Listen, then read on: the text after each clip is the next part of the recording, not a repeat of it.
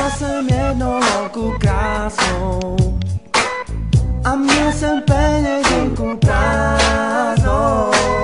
Šel jsem za ní s jednou otázkou, jestli můžu jít stejnou cestou s ní.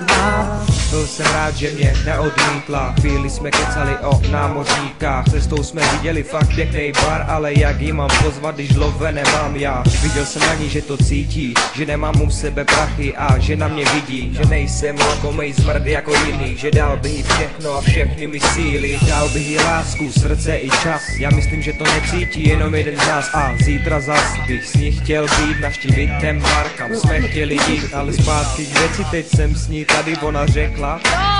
Už jsme tady. Říkám, kde? Ona. Mojí zahrady. Tak pojďme spolu nahoru, dáme se dohromady, ne?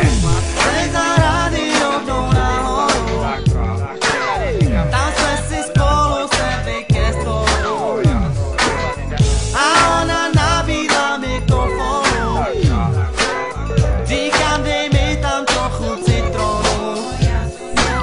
Tak jsme si to vypili, jsme se pobavili, na zítra domluvili a po chvíli šel jsem dom. Tou cestou nekonečnou procházel jsem temnou tmou myšlenkama, že přijdu zítra zase za tebou.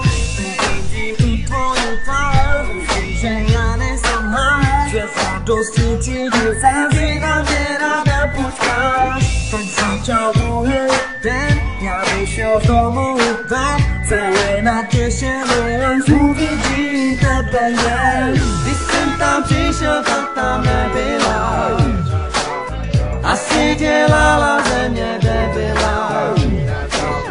Za den mi moje srdce zlomila, takhle mě ta holka zklamala. A každá holka už je taková, první tě namotá, pak zamotá. Ať je pátek a nebo sobota, každá chce stejně jenom kokota.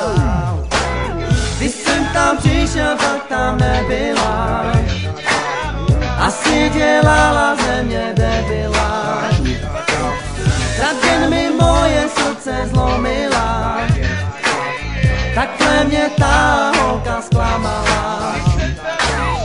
A každá holka už je taková, první tě namotá, pak zamotá.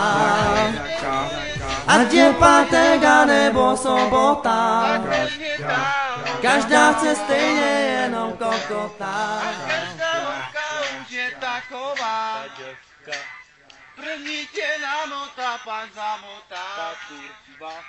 Ať je pátek a nebo sobota, každá chce stejně jenom kokota. Každá.